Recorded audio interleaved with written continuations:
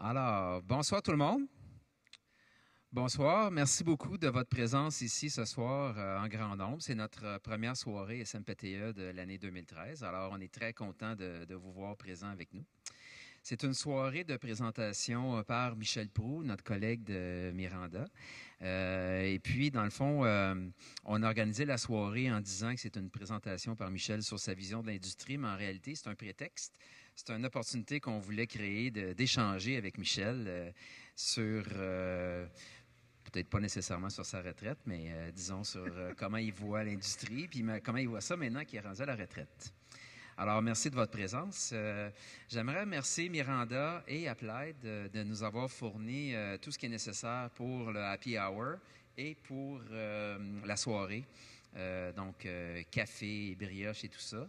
Alors, merci Denis Paré, merci Yvon Cardinal, et donc merci Miranda et Applied.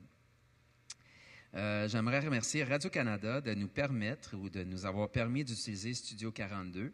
Puis la raison de faire la présentation ici, c'est parce que Michel a fait son stage à Radio-Canada comme ingénieur en apprentissage en 1984. C'est ici au Studio 42 qu'il a fait son stage. Alors, on a pensé de célébrer l'occasion puis de lui permettre de le faire sa présentation ici. J'aimerais remercier Louis Lalande qui voulait absolument être présent, mais finalement, il n'a pas pu se libérer à cause de d'autres engagements urgents. Mais bon, il nous fait dire bonjour.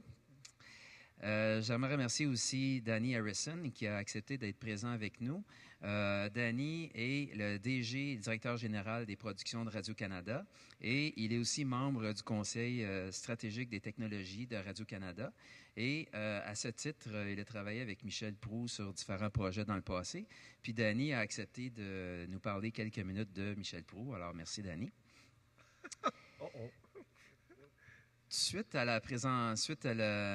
Après que Danny ait parlé, il va passer la parole à Gilles Arcan. Gilles Arcan a été un des collègues de Michel en 1984. Alors, moi, j'en sais pas trop là-dessus, mais en tout cas, on va en entendre parler parce que je crois que Gilles va nous rappeler certains moments savoureux de 1984. Et là-dessus, je cède la parole à Danny. Merci. Merci, Daniel. Alors, écoutez, comme Daniel disait, bienvenue à Radio-Canada, bienvenue dans le Studio 42. Ça nous fait plaisir d'accueillir le SMPTE. Le SMPTE, c'est une longue histoire d'amour aussi, parce que j'ai été impliqué activement pendant plusieurs années. C'est un peu drôle quand même de venir souligner le départ à la retraite d'une personne âgée de 49 ans. Alors, c'est pas tout à fait dans mes références, mais Michel a été quand même un élément très marquant de notre industrie. Je pense quand je pensais à ce que j'allais dire aujourd'hui, et ça ne sera pas très long parce que les vraies bonnes histoires, ça va être avec Gilles Arcan, mais je voulais quand même prendre quelques secondes pour souligner vraiment la relation avec Michel. Et pour moi, Michel, c'est quelqu'un de très compétent dans l'industrie. C'est quelqu'un qui a marqué et qui marque vraiment le développement puis les orientations technologiques dans l'industrie. C'est quelqu'un qui est très allumé, mais c'est quelqu'un qui était surtout très, très près des clients. Et je peux en témoigner. On a travaillé ensemble dans d'autres vies. Enfin, ce qui me concerne, Michel a été plus fidèle que moi. Lui a fait longtemps chez Leach, mais la majeure partie de sa carrière chez Miranda. Après un bon départ quand même à Radio-Canada. Alors écoutez, on va être là surtout pour entendre aussi Michel sur les orientations et les tendances dans l'industrie parce que c'est ce qui fait le mieux. Et je vais passer la parole à Gilles qui va donner quand même quelques détails sur la carrière ou le départ de la carrière de Michel. Merci. Merci, Danny. Bonsoir, messieurs, dames. Oh. Merci. C'est le fun d'être à la SMPTE et puis de parler de quelque chose d'intéressant avec Michel, parce que ça fait un petit bout qu'on se connaît. Au départ, je vais ouvrir une parenthèse. John Ross, le fondateur de Ross Video, vient de recevoir l'Ordre du Canada, un ingénieur en broadcast. Félicitations, John. Well done. Je pense que c'est important. Je ferme la parenthèse. Bon, notre gars, Michel Proulx, s'est annoncé dans les broadcast engineering, etc. Monsieur prend sa retraite. Aïe, aïe! C'était mon stagiaire en 84. C'était un petit cul. Moi, j'étais encore là. Ah ben, qu'est-ce que je vais faire? Ben, dans le jeu de vie de Scrabble, il devait être des mots contre triple puis contre double. Croiser les flux, là. C'est pour ça qu'il a réussi, avec les heures de travail puis le travail acharné qu'il a fait depuis toujours, il peut se permettre maintenant de faire autrement, mais je ne suis pas sûr qu'il va ralentir vraiment. Il ne me l'a pas dit encore. Michel, c'est lui, ça. Quand il était petit gars en 84, il était étudiant en génie à l'Université de Waterloo. J'ai perdu ma moustache. Oui, c'est ça. Il était stagiaire, ben, entre autres. Mais vous remarquez la même chose par ici. Il était stagiaire tout l'été à Radio-Canada. Ils ont donné un job. Ils ont dit, va aider Arcan, là, parce qu'il refait le 42 puis il va avoir trop d'ouvrages. Fait qu'on a refait la vidéo dans le studio 42, ici où nous sommes. Et c'est ça l'âge. Ça a été refait 2 fois depuis. Une fois en SDI avec Yvon. Et puis une fois en HD en 2006, que j'étais encore là pour le faire. Puis là, bon, on est content, ça marche encore. Mais ça a donné à Michel le goût du broadcast. Je pense que oui. Hein? Je vais en parler. J'ai retrouvé des photos dans ma vieille boîte. Ça, c'est le Studio 42. Évidemment, il y en a qui ont des couilles en or. Le premier show au Studio 42, une fois la réflexion est complétée, ce n'est pas un petit show de chaise à 2 caméras là, qu'on va enregistrer puis qu'on va recommencer si ça manque. Non, non, non.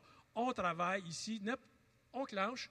Les élections fédérales, le 4 septembre 1984, dans le Studio 42, jusqu'à 3h30 du matin, ça a été le show. Ça a marché jusqu'à la fin. Tout le monde était content. Ils ne sont même pas aperçus qu'on avait refait l'aiguillage, je pense. Mais ça a bien été. On est content, il marche encore.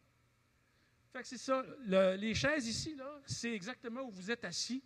Il y avait installé une plateforme, puis il y avait un plateau pour faire des descriptions, des commentaires sur les élections. Enfin, on voit en bas. C'est ancien, hein, c'est des slides. Hein. Des VT100.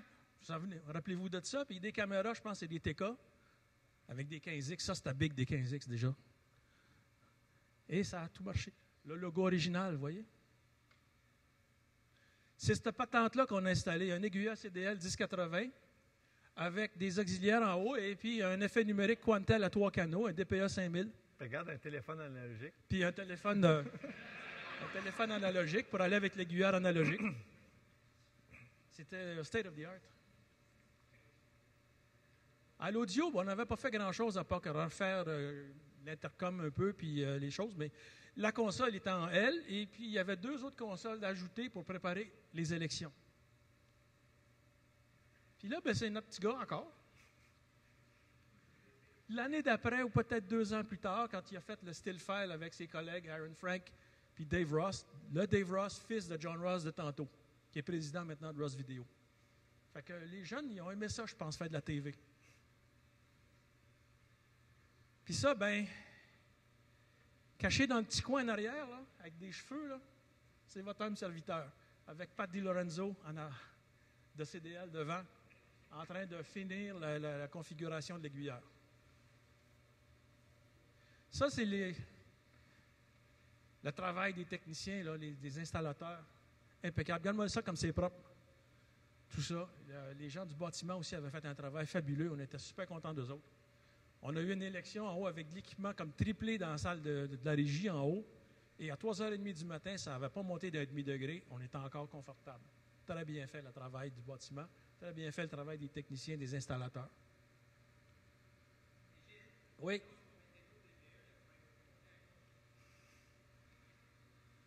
C'est un Quantel. C'est un Quantel DPA 5000. Ici, à 3 canaux. Puis ça, c'est l'équipement du Studio 41. C'est un Squeezoom à 4 canaux. Ça tirait 120 ampères sur le 5 volts. Puis c'était 2D, hein? avec l'équipe de production, avec Jean-François Woods qui est là, puis un paquet de techniciens d'opération, des caméramans, audio, etc., qui ont fait le show en 1984, la première émission qui a été faite dans le 42, après qu'on a eu passé l'été au complet. Dernière anecdote, des fois on sortait tard le soir d'ici. Quand on sortait tard le soir, les portes étaient barrées, puis il fallait signer dans un livre. Quelqu'un devait faire des avions en papier avec la feuille le lendemain, on ne sait pas trop quoi. Lui, il arrive, puis il signe M. Mouse. Pas mettre mon nom en arrière de ça, moi. J. Feller. Fait qu'on a fait ça tout l'été. Samedi, la POC à Michel. Oui. Ah oui, c'est Louis Lalande, notre big boss maintenant, qui était le réalisateur principal des élections 1984, ici. Bon. À toi. Ben, je vais vous dire tout de suite, c'est tout un honneur de se faire présenter par le gars qui a été ton premier boss dans le domaine. Fait que pour moi, de faire cette soirée ici, au Studio 42, puis d'être introduit par Gilles, ça me fait chaud au cœur. Puis Gilles, je voulais tourner la table un peu sur toi. Fait que c'était pas mon premier stage, c'était mon troisième stage. Les deux autres stages, je les ai faits en transmission du RF, mais ça n'avait pas l'air d'être très, très intéressant, le RF. Fait que je suis rentré ici, c'était au mois de 1er mai, quelque chose comme ça, un lundi matin, puis j'ai rencontré Gilles, puis on a parti le projet, puis il m'a dit, dans 4 mois, il faut livrer le studio parce qu'il y a une élection, puis on va finir.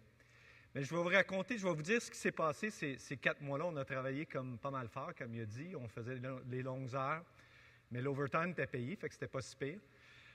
Mais il y a 3 choses que j'ai eues pendant ce premier stage-là, le premier stage, parce que c'est vraiment, véritablement le départ de ma carrière en télévision. Parce que le RF, c'est pas la même chose, c'est de la tuyauterie. La télévision, c'est là que j'étais. Fait que la première chose que Gilles a fait, c'est lui qui m'a piqué. Il l'a dit, il m'a donné le goût. C'est lui qui m'a piqué avec son enthousiasme pour la matière. C'est vraiment lui qui l'a fait. Puis la deuxième chose qu'il a fait, c'est qu'il m'a donné un kit d'outils incroyable. Parce que ces 4 mois-là, on a travaillé fort, mais il m'a donné confiance. J'avais beaucoup de latitude. Il y avait d'autres personnes autour de moi. Il y avait Pierre, il y avait Daniel qui sont ici devant moi. Il y avait un dénommé Pierre Légaré. Ces gens-là m'ont donné toute la latitude et toute la confiance. Donc, j'ai pu faire un gros projet. Puis ça m'a donné un kit d'outils que je peux vous dire m'a servi tout au long de les 30 années de ma carrière qui ont suivi, dans lequel j'ai fait des choses très intéressantes. Fait que pour souligner ça, l'histoire du kit d'outils, je voulais te remettre les outils, Gilles. C'est un petit cadeau, c'est juste un symbole pour symboliser ma gratitude pour le kit d'outils que tu m'as donné, ce projet-là. Wow. Je t'offre un kit d'outils. Super duper. Merci beaucoup. C'est grand plaisir. Je vais essayer de pas brailler. Mais la troisième chose qui s'est passée après ça, fait que ça, c'était le départ de ma carrière, puis c'est vraiment c'est pas une joke quand je dis qu'il m'a donné un kit d'outils, c'est vraiment ce qui s'est passé. Puis l'autre chose qui s'est passée, c'est qu'après ça, moi, je suis allé à d'autres places. J'ai travaillé chez Leach pendant plusieurs années. Ensuite, Miranda, quand je suis allé rejoindre Christian. J'ai fait des belles affaires, mais M. Gilles était toujours aux côtés quand j'allais faire des présentations à Radio-Canada pour des projets ou quand on faisait des choses comme ça. Gilles était toujours là dans la première rangée comme un coach dans les estrades. Il me soutenait toujours, il m'encourageait toujours. Fait que Gilles, tu as été là au départ de ma carrière puis tu m'as encouragé tout le long. Fait que pour ça, je suis vraiment, je t'en dois beaucoup plus que le ticket d'outils. En tout cas, fait que ça, en ayant pris soin de la paperasse, comment je dirais ça, l'historique, je viens aujourd'hui partager avec vous une présentation. Excusez à mon âge, je suis peut-être pas si vieux, mais je ne vois plus rien. Je vais essayer de trouver Je suis un nouveau avec un Mac, fait que si je me perds un peu, okay, la souris est à l'envers, ça va mal. OK. Play. Ça y est. OK, fait que la présentation que je partage avec vous ce soir, c'est une présentation que j'ai beaucoup utilisée chez Miranda au cours des 18 derniers mois. C'est une présentation dans laquelle on essaye de documenter et d'expliquer les plus grandes tendances de notre industrie. Puis cette présentation-là, elle a servi, on l'a montré à des investisseurs quand on était une compagnie publique. On l'a montré à des potentiels acheteurs quand on était à vendre, il y a 1 an, pour essayer de leur expliquer c'était quoi les tendances, puis qu'est-ce qu'on faisait avec ces tendances-là. Puis je l'ai partagé partout dans le monde avec des clients. On partait souvent des rendez-vous avec ce genre de présentation-là pour avoir des échanges. Puis je veux vous dire que cette présentation-là, c'est un peu comme une boule d'élastique. À chaque fois que je la présentais, quelqu'un m'en rajoutait un petit peu. Il m'en disait « Ah, bien pour nous, c'est ça » ou « Pour nous, c'est ça ». Puis c'est peut-être difficile à faire parce que vous êtes pas mal loin, on n'est pas autour d'une table, mais c'est ce que j'aimerais qu'on fasse. Je vais vous dire des choses. Si vous n'êtes pas d'accord, j'aimerais que vous le dites. Ou si vous avez un autre take, j'aimerais que vous le dites aussi. Fait que si vous avez un mot à dire, plutôt qu'attendre à la fin un moment inconfortable à dire « Y a-t-il des questions », j'aimerais mieux que s'il y a un commentaire ou une question ou vous voulez une clarification sur quelque chose, levez-vous la main, puis on en parlera on the spot. Comme ça, on le fera de façon interactive. Oui, Gilles? Il y a des micros ici, oui, qu'on peut utiliser. Ou peut-être qu'on peut passer les micros. Je ne sais pas si on veut faire ça comme ça, mais en tout cas, OK. Il y en a plusieurs à présenter, plusieurs trends. Je ne sais pas si on va se rendre jusqu'au fond. J'ai mis les plus gros et les plus intéressants au début pour qu'on puisse commencer pendant qu'on est frais. C'est les tendances que je trouve les plus importantes de ce qui se passe. Puis, je vais y aller une après l'autre, mais la première, ce n'est pas vraiment une tendance autant que c'est notre aperçu de l'évolution de l'écosystème de la télévision. Puis ça, c'est des slides que je vais vous dire, on les met à jour depuis plusieurs années, mais c'est des slides qui ont évolué avec l'industrie, vous pourriez dire. Donc, ce qu'on parle, c'est une évolution. Là, je fais un peu du télévision 101. Je parle de la chaîne alimentaire, l'écosystème de la télévision. Ça commence, puis il y en a certains d'entre vous, je suis certain qui ont déjà vu ces slides-là, mais vous allez voir, il y a des petits twists qui se rajoutent à chaque fois. L'écosystème commence avec les créateurs de contenu. Bien là, c'est la version américaine des diapositives, c'est que vous allez reconnaître des noms américains, c'est les studios, les Disney, les Warner Brothers, les Turner. C'est des gens qui créent du contenu. Et eux, au tout début, la plupart de ce contenu-là se trouvait sur des chaînes nationales, qui travaillaient avec des diffuseurs locaux, des local broadcasters, qui ensuite diffusaient ça vers la maison. Ça, c'est la préhistoire de la télévision. Right? Du contenu, des chaînes nationales qui créaient aussi leur propre contenu avec leurs affiliés locaux vers le consommateur avec une TV que, si vous checkez, elle est 4/3. Mais là, là, je commence à avancer dans l'histoire. J'arrive dans les années 70. Il y a un autre joueur qui rentre dans le portrait. Moi, je les appelle les Television Distribution Provider. Au Canada, je pense qu'on utilise le terme BDU. C'est la compagnie de câble ou ExpressView ou peu importe. C'est la personne de qui on prend notre abonnement pour avoir les chaînes. Non seulement les chaînes nationales, mais se sont aussi rajoutées les chaînes spécialisées, les canaux spécialisés, les chaînes qui sont du contenu un peu plus étroit, qui sont seulement disponibles avec un abonnement. Fait que ça, c'est l'écosystème jusqu'à, je dirais, les années 2000. C'est comme ça que ça s'est passé. On a introduit l'HD à un moment donné, fait que la télévision est devenue 16:9, mais ça ressemblait à ça. Les gros changements se sont tous passés dans les dernières années. Avec quelque chose que nous, je me rappelle quand on avait créé ces slides-là, on avait appelé ça « over the top » parce que c'était sur le top, et c'est vraiment le mot qui est devenu utilisé. Je ne dis pas qu'on a inventé le mot, mais c'est le mot qui est vraiment utilisé aujourd'hui. Le modèle « over the top » dit que c'est des gens qui prennent du contenu, des créateurs de contenu, où tout le monde peut contribuer, puis c'est exactement ce qui se passe de ces jours-ci, c'est que tous les contributeurs de la chaîne donnent du contenu sur une plateforme over the top. Là, j'en ai cité quelques-unes encore, le format, la version américaine. Ici, tout.tv, c'est un bon exemple, right? Votre propre plateforme, la plateforme de Radio-Canada, qui donne sur Internet accès au programme. Et ça, c'est livré vers la maison sur une plateforme Internet. OK. Où sont les bobos dans l'écosystème? Où sont les points où il semble avoir un peu de mal dans ce système-là aujourd'hui? Premièrement, ça c'est vraiment le plus gros bobo aujourd'hui avec la version, le modèle over the top, c'est la bande passante. Ce que j'ai montré ici, j'ai montré que oui, le over the top se rend à la maison, mais ça passe par des tuyaux, ça passe par de la connectivité qui est souvent fournie par le même gars qui vend les canaux de TV. Fait que ici, j'imagine que ce soit un Vidéotron ou un Bell, nous vend un abonnement à la télévision, mais c'est à travers les tuyaux, les câbles de ces mêmes personnes qu'on a nos abonnements à Netflix ou à Hulu ou à quelque chose comme ça. Fait que c'est un peu...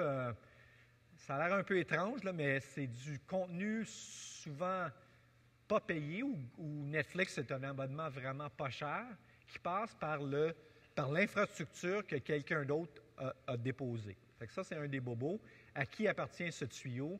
Puis, est-ce que ces gens-là vont imposer des caps sur l'utilisation de la bande passante? Et ça se passe. Je sais que moi, ma facture à chaque mois, où je reçois un email, normalement, c'est rendu le 20 du mois, je reçois un email qui me dit « Ah, je suis rendu à X pourcentage de ma bande passante. Fais attention, si tu en prends plus, ça va te coûter cher. Hein? » Ce genre de choses-là se passe. Au Canada, c'est ça qui se passe. On a mis des caps, on a mis un meter sur notre bande passante. Si on regarde trop de télévision over the top, pour moi, c'était durant la période d'été où les deux filles, j'ai deux filles, puis il y en a une qui est à l'université, mais quand elle est revenue à la maison pour quelques mois l'été, bien, tout d'un coup, notre consommation a monté parce que la plupart de la télévision qui se regarde chez nous, c'est une des méthodes en haut que vous voyez. Donc, il y a un petit bobo dans le modèle de ce côté-là. L'autre bobo, puis je le décris d'une façon américaine ici, mais on sait très bien que le même problème se produit aussi au Canada. Aux États-Unis, les local broadcasters ont commencé à demander, ça fait à peu près 4-5 ans de ça, ils ont commencé à demander aux câblo-distributeurs, « Hey, tu payes pour ESPN, tu payes pour CNN, tu payes pour lui, il faudrait que tu payes pour moi aussi. » C'est ce qu'ils appellent des retransmission fees. C'est un échange d'argent entre le câblo et le diffuseur local. Ça ne se fait pas au Canada, mais ça se demande. Je me souviens, c'est pas cet été, mais l'été d'avant, il y avait les pubs qui passaient dans les journaux puis à la télévision qui disaient on aimerait se faire payer. Lui disait, le diffuseur se disait je veux me faire payer. Le câblo distributeur disait il faudrait que les frais de câblo montent, puis c'est pas bon, puis blablabla. Mais tout ça, c'est cette discussion-là sur l'échange d'argent entre ces deux personnes-là. Puis ça cause de la friction dans le modèle. On le voit au Canada, puis on le voit aux États-Unis aussi. Et l'autre bobo que je dirais dans le modèle, c'est qu'il y a plus en plus du visionnement qui se fait, que ce soit des chaînes spécialisées ou des chaînes nationales, qui se fait avec ce qu'on appelle des PVR en anglais. Hein? Qui parmi vous utilise un PVR? Hein? Ça a l'air à peu près, ça ressemble à peu près à du 80%, qui est à peu près le chiffre. Au Canada, c'est écrit 40% utilisent le PVR et le pourcentage augmente à chaque année. Et puis, qu'est-ce qu'on fait avec le PVR? On passe à travers les pubs. Right? On saute par-dessus les pubs. On regarde le contenu en temps différé, mais on saute par-dessus les pubs. Ça, c'est un modèle, c'est un problème. Le fait que les gens skippent les pubs, c'est un problème. OK. Dans un marché mature, la consolidation s'installe. C'est exactement ce qui s'est passé. Si je regarde le modèle, il y a eu 2 phases de consolidation déjà dans notre industrie, parce qu'il faut l'admettre, notre industrie, c'est une industrie mature. La première phase a été que les détenteurs de contenu ont acheté des broadcasters. Il y a eu des acquisitions assez importantes. Disney qui avait acheté ABC, ESPN, Viacom et CBS. Il y en avait eu quelques-unes d'autres aussi qui s'étaient passées. Mais la deuxième phase, fait que c'était les gens de contenu qui gobaient les distributeurs. Mais là, ça a changé de direction. Dans la deuxième phase, c'est l'inverse. C'est ce qui s'est passé au Canada. C'est que les distributeurs, les câblos, les Bell, ces gens-là, ont acheté la chaîne au complet, ont acheté les broadcasters et, dans certains cas, sont allés jusqu'à acheter les créateurs de contenu. Le plus gros, le premier que je cite ici, c'est Comcast qui a acheté NBC, qui incluait aussi Universal, qui était un des gros créateurs de contenu. Fait que c'est une solution ou une situation où il appartiennent la distribution, la diffusion et la création de contenu. Mais ici, on connaît les joueurs Vidéotron, Bell, Shaw. Ça s'est tout fait dans les dernières années. OK. Là, ce que je voulais reculer un peu, c'est d'aller voir où était le plus gros changement, le plus gros dérangement dans l'écosystème aujourd'hui. Bien, il n'y a aucun doute dans ma tête, surtout si je regarde 2012 en particulier, le gros chambardement se fait ici. Okay? S'il y a quelque chose, s'il y a un sujet qui a été hot cette année, c'est over the top. Puis il y a deux types d'over the top. Il y a du over the top non linéaire, c'est du contenu qu'on consomme à la demande. Et il y a aussi, il commence à avoir du contenu over the top linéaire. C'est comme du broadcast. Tout le monde regarde la même chose en direct, mais c'est à travers l'Internet. Le meilleur exemple de ça, ça a été le gars qui a sauté en bas d'un vaisseau spatial. Là, ça a passé live en direct. Je n'ai pas au bout de la langue le nombre de personnes qui ont visionné cet événement-là, mais c'était énorme. Et vous allez remarquer que cette fois-ci, j'ai changé les flèches un peu. Le over-the-top ne se branche pas juste à mon PC, pas juste à ma tablette, elle se branche à ma grosse TV. Chez nous, la plupart du contenu qu'on regarde, c'est over-the-top. C'est pas live, puis c'est over-the-top. C'est comme ça que ça se passe. Oui. Mais je dirais que c'est là que ça se joue aujourd'hui. Et je voulais partager quelques chiffres assez importants. Okay? J'ai choisi juste deux compagnies. J'ai choisi la plus grosse compagnie de câble au monde, par nombre d'abonnés, Comcast, et Netflix. Netflix étant le plus gros joueur ou le plus discuté, le plus flamboyant, celui qui fait le plus de marde, on pourrait dire ça comme ça, dans le modèle. Netflix étant quelqu'un qui a commencé à vendre du contenu par disque, par la poste, par la malle, mais si tu regardes le nom Netflix, il a seulement fait ça au début parce que le réseau n'était pas prêt. Lui, ce qu'il cherchait à faire, c'était de la télévision sur un réseau streamé. C'est ce qu'il fait maintenant. Ce que je cite ici, c'est des choses importantes. Le nombre de pays dans lesquels ces deux compagnies-là opèrent. Dans le cas de Comcast, c'est un pays, les États-Unis. C'est le plus gros pays au monde en termes de télévision, mais c'est un pays. La grosse différence avec Netflix, ils ont commencé aux États-Unis, mais sont rendus dans 40 pays. Géographiquement, ils ne sont pas... Ils ne doivent pas juste rester dans une place, ils s'en vont mondial. Puis ça commence. L'expansion mondiale que Netflix a fait dans les 2 dernières années est incroyable.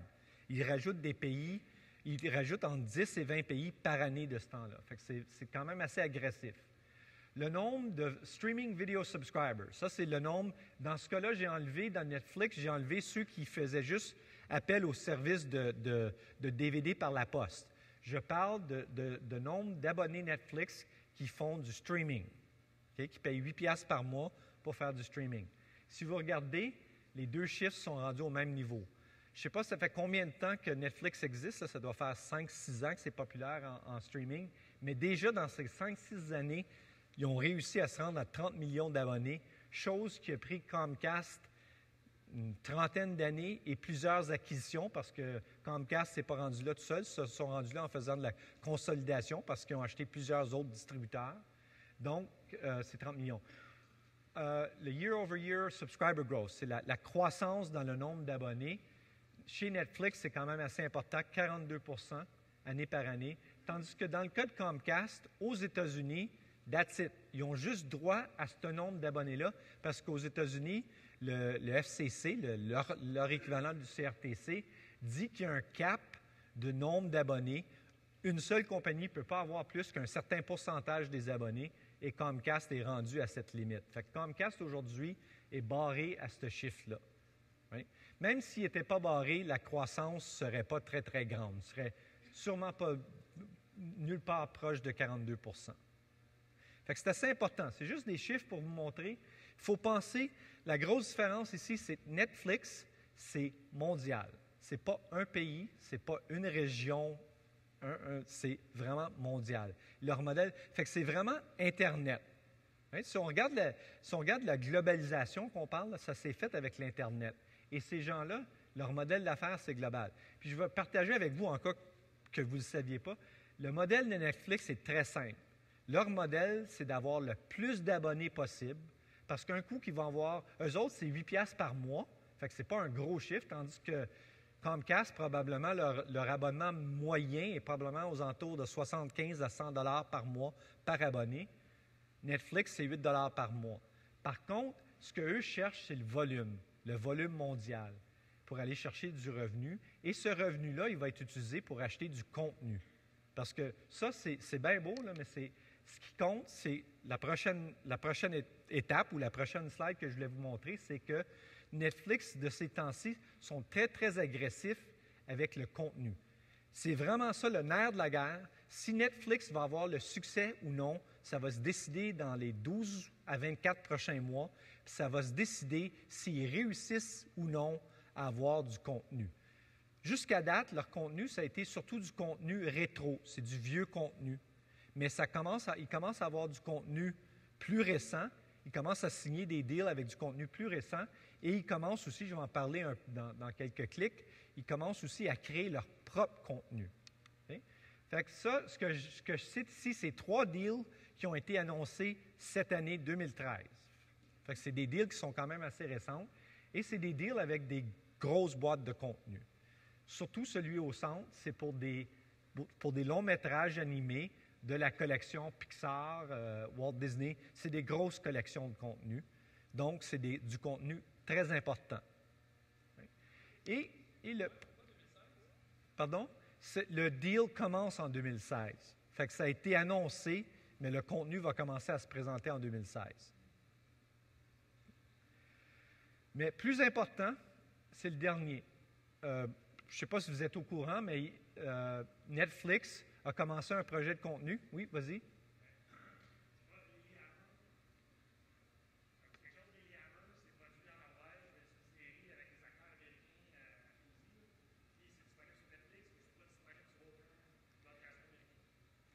Ce que tu dis, là, c'est que tu viens d'identifier exactement où on est rendu. Si je ramène, là, pour ramener le food chain, c'est que ce que tu es en train de dire, c'est qu'il commence à avoir du contenu qui est seulement disponible sur la ligne over the top. Un peu comme, à un moment donné, je ne me souviens pas exactement l'année juste, là, mais c'est des années 80, il y avait un poste qui s'appelait CNN, qui était seulement disponible sur le câble.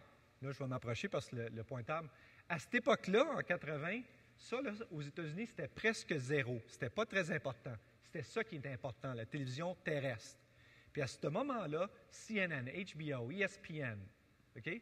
Ça, c'est du contenu qui était seulement disponible ici. Fait que moi, l'argument que je ferais avec ce que tu viens de dire, c'est que en haut, là, le over-the-top, ça ressemble pas mal au câble il y a 30 ans.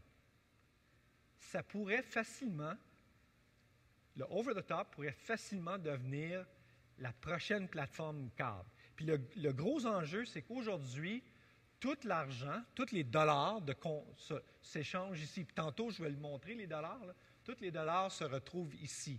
Mais les gens de contenu, là, ils commencent à dire, je le mets-tu là ou je le mets là en haut.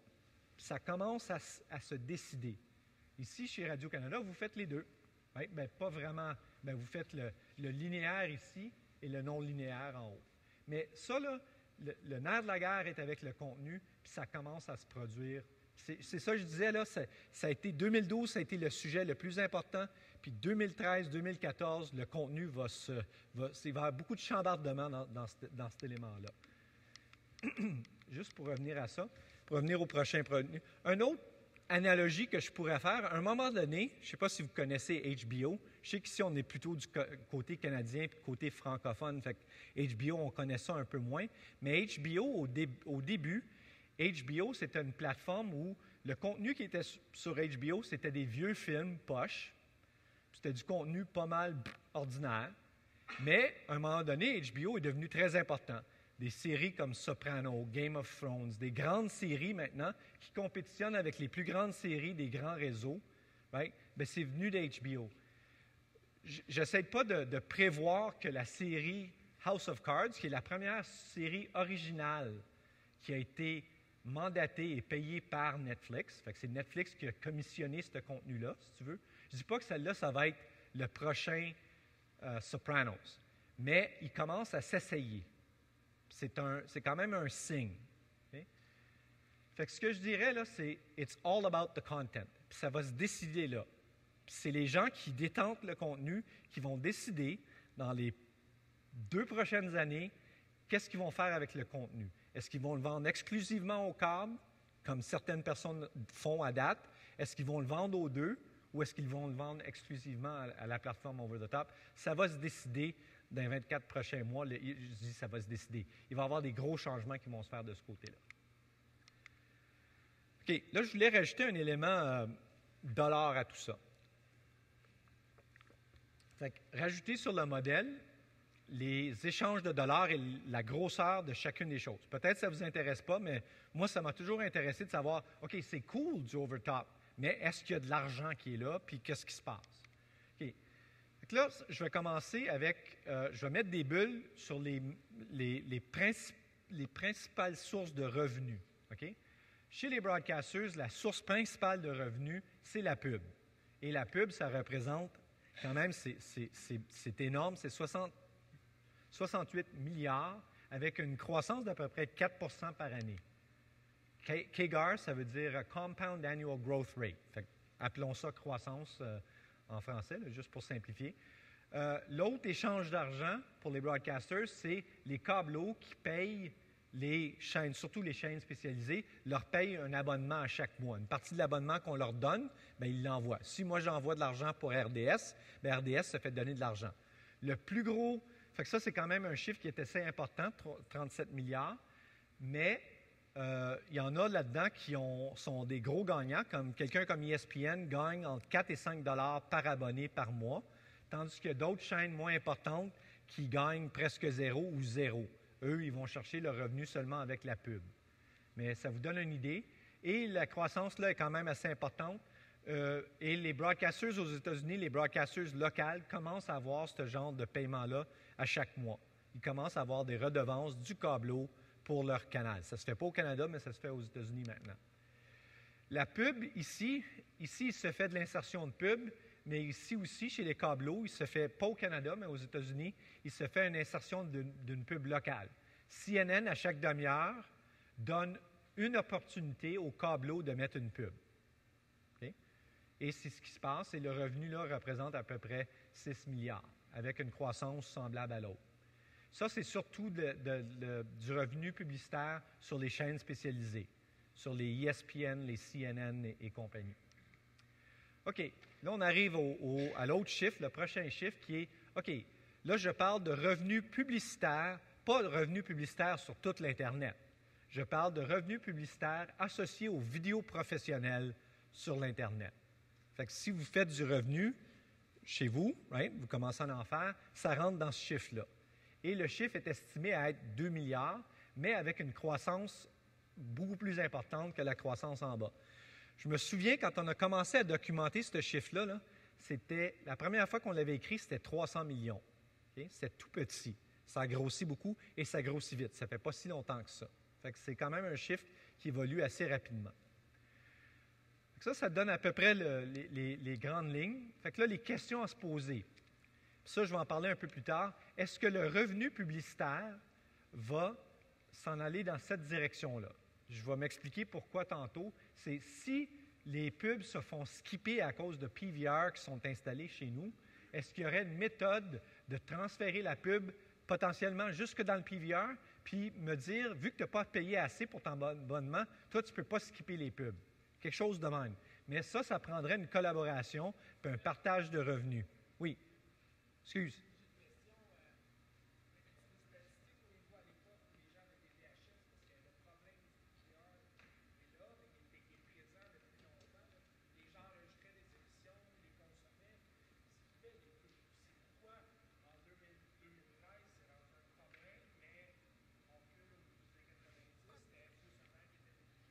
OK.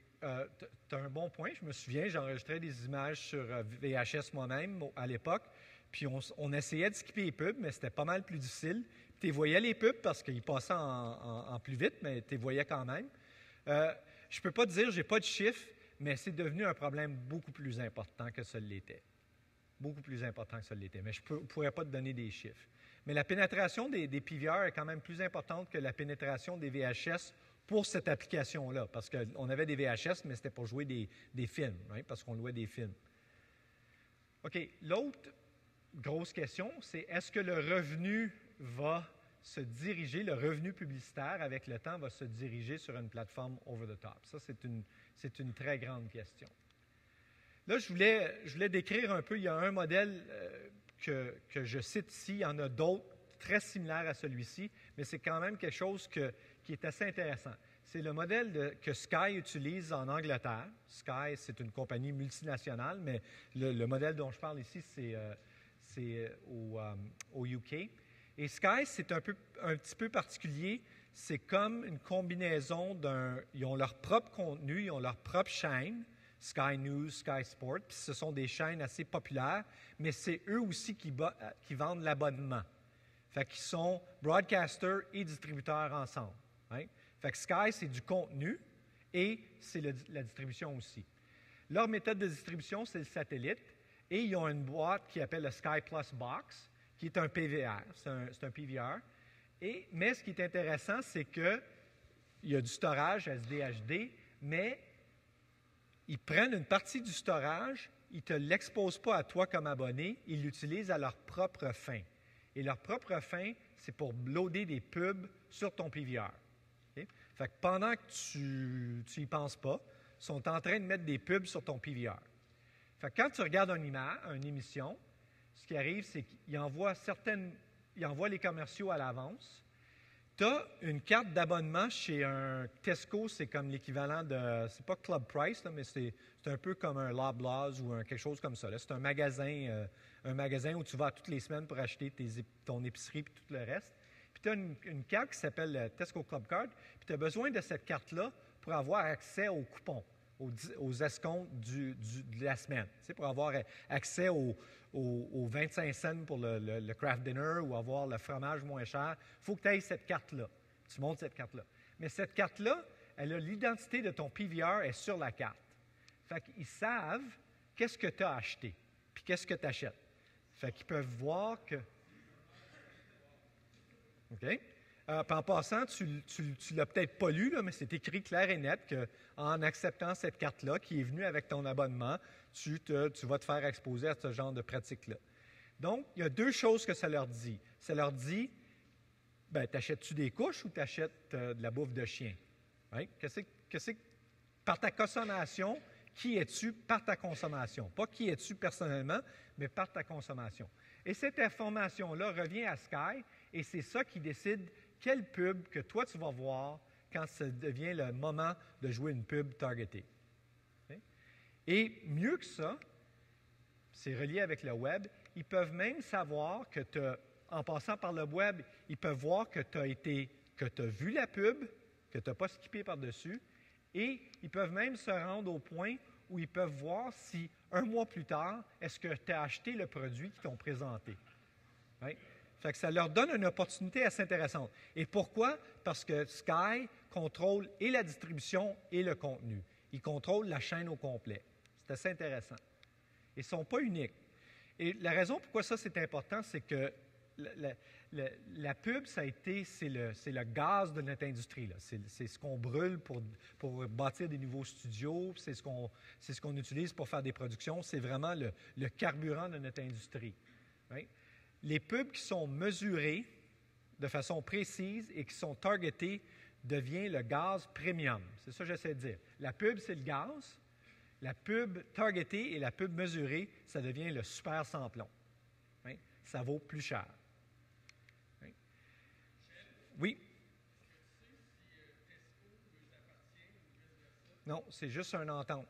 Ils ne s'appartiennent pas un et l'autre. C'est une bonne question dont je ne connais pas la réponse, mais j'imagine qu'il y a un genre de redevance qui s'échange entre les deux. Ouais.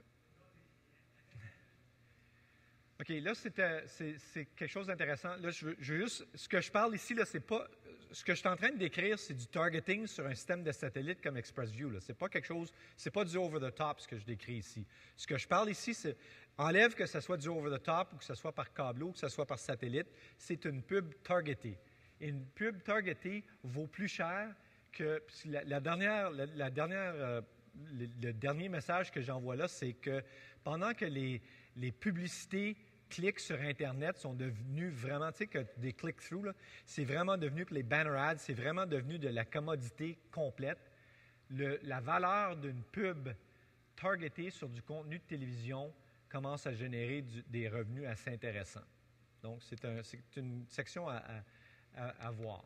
OK. Fait aujourd'hui, on a de la pub traditionnelle ici. C'est de la pub linéaire basée sur soit le code d'écoute de BBM ou de Nielsen aux États-Unis, basée sur une mesure qui n'est pas très précise, puis qui commence à être doutée beaucoup.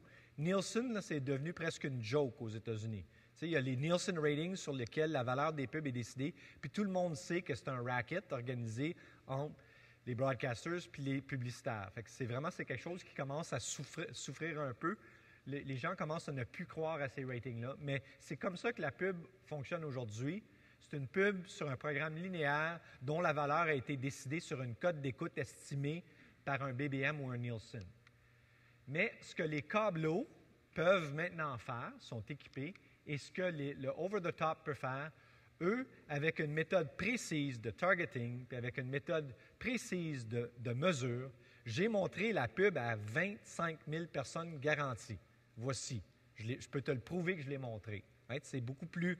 Un, c'est ciblé. Deux, c'est mesuré. Okay? Ce que moi, je vais essayer de dire ici, dans cette diapositive ici, là, c'est qu'aujourd'hui, la plupart du revenu est ici dans la case verte. Je l'ai montré tantôt quand je montrais les chiffres. Mais il y a un potentiel que le revenu shift.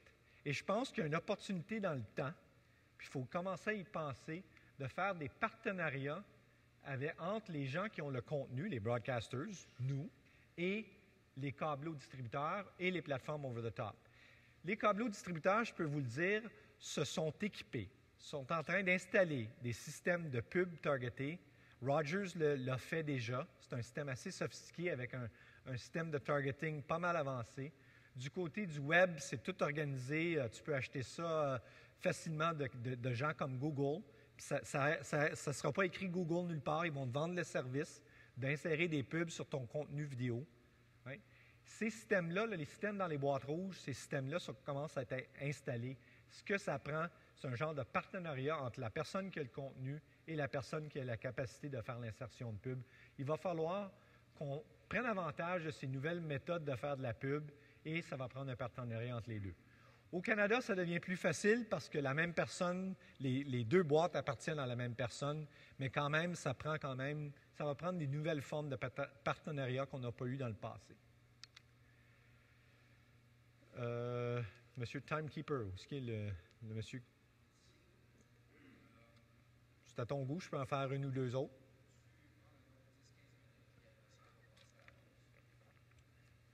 Avec plaisir. OK. Ça, je vais vous admettre que c'était la partie la plus heavy, puis la partie probablement la plus importante. Il y a d'autres sujets qu'on va revoir ici qui sont importants, mais je ne pense pas que c'est aussi important que...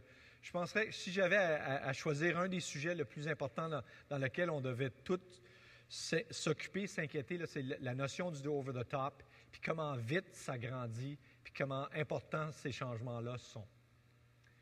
OK. La prochaine tendance, puis ça c'est un trend qui est tracké partout au monde, c'est à voir avec, malgré tout ce que je disais tantôt, le nombre de chaînes linéaires continue à augmenter. Je dirais que ce n'est pas le cas ici en Amérique du Nord, mais il y a d'autres régions, parce qu'en Amérique du Nord, si on regarde, ça c'est NA, c'est North America, la pénétration de la télévision payante, parce que normalement, quand on a des nouvelles chaînes, ce ne sont pas des nouveaux réseaux artiens qui se développent et s'installent, ce sont des nouvelles chaînes sur le câble. C'est une nouvelle chaîne de sport ou c'est une nouvelle chaîne d'actualité, ou c'est ce genre de chaîne-là qui se développe. Donc, c'est surtout sur des plateformes de télévision payantes. Ici, en Amérique du Nord, on est pas mal saturé. Le nombre d'abonnés est pas mal saturé. Mais si je regarde dans les autres régions, en Amérique latine, c'est un excellent exemple, la pénétration de câble est environ 25 %. Okay? Il n'y a pas une grande pénétration de câble encore. C'est donc là qu'il y a le plus d'opportunités, parce que l'hypothèse que je dis ici, c'est que la croissance du nombre de chaînes, du nombre de canaux, vient avec la pénétration du câble. Le plus d'abonnés que tu as sur le câble, le plus de chaînes tu vas avoir sur le câble et vice-versa. Le plus de chaînes que tu vas avoir sur le câble, le plus de chances tu vas avoir d'avoir plus d'abonnés. Et je dirais que l'action, en termes d'augmentation de nombre de canaux, se verra pas en Amérique du Nord, elle se voit surtout dans les autres régions du monde. Au Brésil en particulier, au Brésil, c'est incroyable. Il y a le gros broadcaster au Brésil, c'est une compagnie qui s'appelle Globo. J'imagine c'est pas Globo, c'est pas une compagnie publique, c'est pas comme Radio-Canada, c'est plutôt comme un CTV, c'est un national privé. C'est énorme. Ils ont des codes d'écoute incroyables qu'on ne pourrait pas s'imaginer. Ils ont des programmes comme quelque chose comme 40% de la population regarde un dimanche après-midi. Fait que c'est encore de la télévision assez traditionnelle dans ce côté-là. Mais la pénétration de chaînes spécialisées ne s'est pas fait encore là-bas. Le HD, où est rendu le HD dans le monde? Il y a certains marchés où le HD est pas mal mature. Il y a d'autres marchés où c'est commencé, mais ce n'est pas tout à fait fini. Et il y a d'autres marchés où ça commence à peine. Donc, il y a quand même une grande partie du monde qui n'est pas encore rendu HD. Ici, c'est tout fait, mais il y a d'autres parties qui restent. Fait que ce que ça dit, c'est que ça, je regarde ici, là, ça c'était surtout pour les investisseurs, parce que le revenu de Miranda, vous pourriez dire, est associé au nombre de chaînes. Et on essaie de dire qu'il y a eu une vague de canaux, il y a eu une deuxième vague aux États-Unis et en Europe associée au HD, et il y a une troisième vague qui commence, qui est associée avec les marchés émergents, les Brésil, les pays en Amérique latine et d'autres régions, en Asie aussi. OK, là, ça commence à être un peu plus intéressant. Là, je vais vous dire, c'est quelque chose d'assez important. La télévision live. Ça, je pense qu'ici, dans la bâtisse, c'est très bien compris. Danny parlait tantôt qu'on a souvent fait des échanges. Puis ça, c'est un message qu'on a reçu d'eux il y a longtemps, c'est que la télévision live est en grande croissance. Le live, il y a plus de live aujourd'hui qu'il y avait il y a 10 ans. Parce que les broadcasters ont découvert que le live, ça se consomme live. Tu ne peux pas skipper les pubs ou tu ne skippes pas les pubs ou tu ne regardes pas ça le vendredi soir. Le show live, tu le regardes le soir du show. Donc, ce qu'on essaie de dire, c'est que les broadcasters font de plus en plus de live.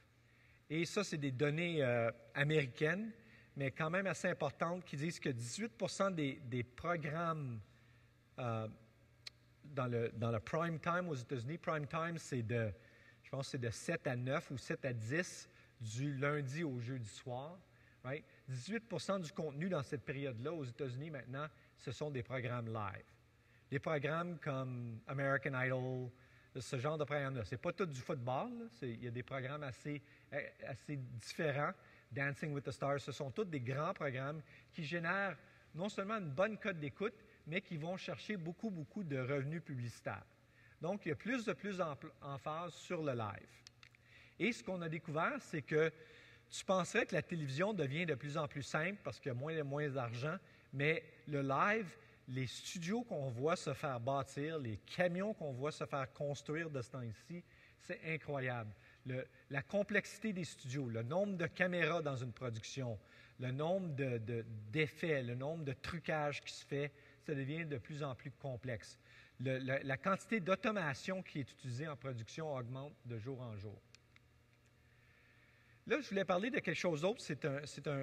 C'est quand même un sujet qui grossit beaucoup, mais qu'on a déjà vu. C'est ce que j'appelle la production remote.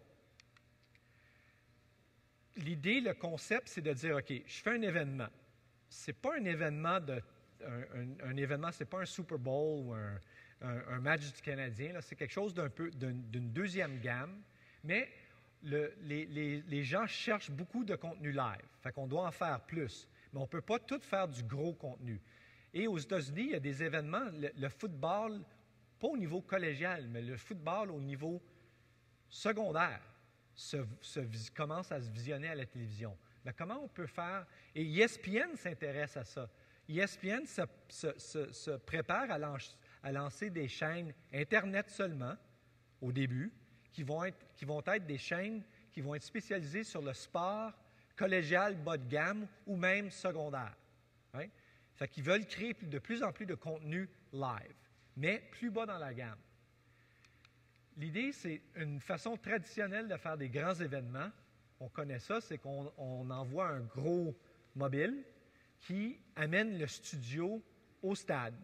Right? Fait qu'on a le studio au complet, au stade, et ce qu'on envoie à la station de télévision, c'est essentiellement un programme qui est presque fini. La seule chose qui reste, c'est de rajouter les pubs. Fait que je produis le programme au stade et je rajoute les pubs à la station de télévision. C'est le modèle actuel d'aujourd'hui. OK, là, ce que je voulais faire, c'est je voulais écrire un peu la pyramide des événements live. C'est vraiment une pyramide. Puis on utilise une pyramide pour représenter quelque chose d'assez important, c'est qu'en haut de la pyramide, il y a plus de valeur, c'est plus gros, c'est des plus belles choses, mais le nombre est représenté par la largeur de la pyramide. Donc, ce que j'essaie de dire avec ça, c'est que le nombre de productions en bas, en termes de quantité, est plus élevé. Je ne dis pas en termes de qualité, mais en termes de quantité. Fait que c'est vraiment une pyramide. On a des chiffres, vous seriez... C'est incroyable, mais c'est un facteur de, je dirais, 100 pour 1, entre en bas et en haut.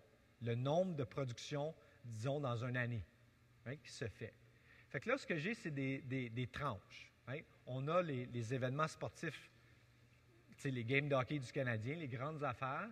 Après ça, on a les nouvelles nationales, mais après ça, on commence à descendre les nouvelles locales, la télévision religieuse et les sports universitaires, mais pas les grandes écoles, les plus petites écoles. Puis après ça, on tombe dans des sports, des programmes qui sont un peu moins importants, qui sont peut-être seulement visionnés sur un câbleau local ou même aujourd'hui sur le web. Je ne sais pas si vous connaissez le film Wayne's World. Est-ce que vous vous souvenez du film Wayne's World? Wayne's World All the Time. Wayne's World, c'était deux petits culs dans leur sous-sol qui faisaient de la télévision, qui passaient je ne sais pas, d'habitude, ici c'est au Canal 9 ou au Canal 10 sur le câble. C'est le Local Access TV. Mais aujourd'hui, ça a été remplacé par le web. Fait que les Wayne's World de ce monde, il y en a des centaines et des centaines et des centaines. Ce sont des chaînes hyper spécialisées. Ce n'est pas aussi spécialisé qu'un CNN, c'est encore plus spécialisé que ça. Hein? C'est très, très spécialisé. Je donne des exemples. Onion News, Twit TV. Twit TV, c'est un programme, c'est sur la technologie, c'est des revues de technologie.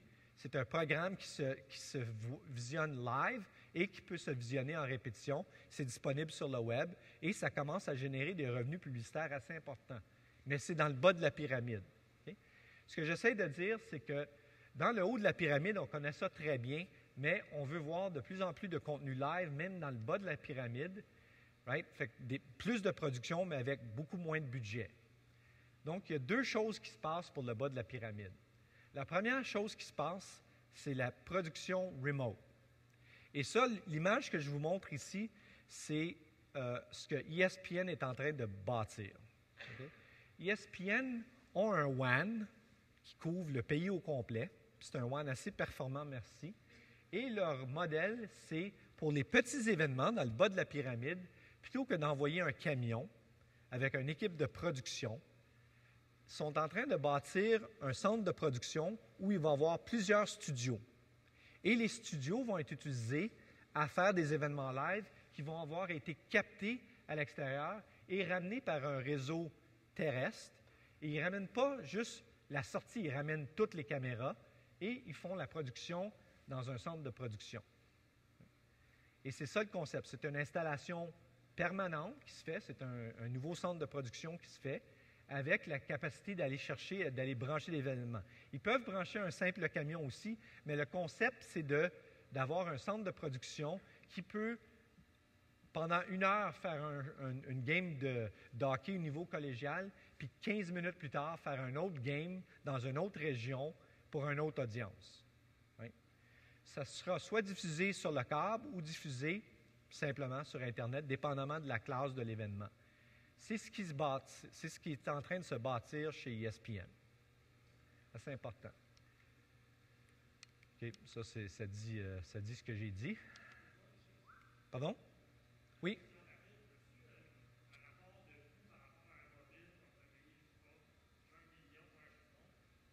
OK. Écoute, faut pas se compter des jokes. Ce n'est pas le même type d'événement. Il faut comprendre que l'événement que je vais pouvoir faire de cette façon-là, où je n'enverrai pas le studio sur place, c'est un événement à plus basse valeur, premièrement. Je n'ai pas les chiffres dans la tête, mais si ça t'intéresse, je peux aller les chercher parce qu'on a justement un client qui s'appelle CBS Sports qui fait exactement ça et a calculé comment je dirais, j'ai le mot en anglais, là, mais a calculé les économies d'avoir, parce que dans leur cas, c'est un gars qui reste chez eux, qui fait le show, puis la production se fait à New York. Et ils ont mesuré les épargnes qu'ils ont fait. Fait que je pourrais t'avoir des chiffres, mais je ne les ai pas à la tête. Mais écoute, ça dépend. Mais je veux pas compter, je veux pas essayer de raconter des histoires qu'au forum. Au Centre Bell, il n'y aura plus de camions qui vont aller là. Ce n'est pas pour cette classe d'événements-là. C'est pour une autre classe d'événements beaucoup plus basse. Oui. On a vu des exemples. Dans certains cas, c'est des caméras fixes qui sont installées. Il n'y a même pas d'opérateur de caméra. Dans d'autres cas, c'est au niveau universitaire, c'est des étudiants qui opèrent les caméras, mais le signal va se ramener chez ESPN pour leur chaîne de canaux ciblés à cette audience-là. Écoute, c'est quelque chose. Tout ça, c'est pour alimenter l'appétit des consommateurs et l'appétit des broadcasters pour du contenu live, parce que le contenu live est encore apprécié de façon linéaire. OK, il y a un autre phénomène que moi je vois là-dedans, parce qu'on commençait à regarder ce genre de choses-là, c'est des systèmes de production hyper intégrés. Et je suis certain que certains d'entre vous reconnaissez cette solution-là. Dans ce cas-là, j'ai choisi le modèle le plus populaire, le TriCaster. TriCaster, c'est une solution software. Right? C'est l'ancien, ce qui était le Video Toaster à l'époque, mais c'est devenu plus important. Mais c'est une solution intégrée, dans laquelle il y a le switcher, le DVE, le virtual set, le graphisme, le playback avec du slow-mo et même un encodeur streaming si je fais mon show Wayne's World, là, j'achète une solution comme ça. Solution 4 caméras pour 4 entrées, puis c'est avec ça. Ce que j'essaie de dire ici, c'est la solution qui est utilisée dans le bas de gamme aujourd'hui. Et je ne dirai pas pourquoi, mais je connais les chiffres d'affaires de cette compagnie-là. Et je peux vous dire que c'est incroyable, la quantité d'unités qui se vend par année. C'est un témoin au fait que le bas de la pyramide est très large. Et je peux vous dire que ces solutions-là commencent à avoir une évolution assez intéressante. Et c'est des solutions, j'ai fait bien attention à ce que j'ai fait avec la ligne, c'est des solutions qui commencent à monter dans la pyramide. Je ne dis pas qu'on est prêt à l'utiliser ici au Studio 42. Ce n'est pas ça que j'essaie de dire. Studio 42, c'est dans le top de la pyramide. C'est pas ça que j'essaie de dire, mais c'est des solutions qui commencent à monter du bas de la pyramide et qui s'en viennent à une vitesse assez importante. Right? C'est quelque chose à regarder. OK, je dirais, si on va prendre une pause, ce sera un bon moment. Donc, temps pour une pause non publicitaire.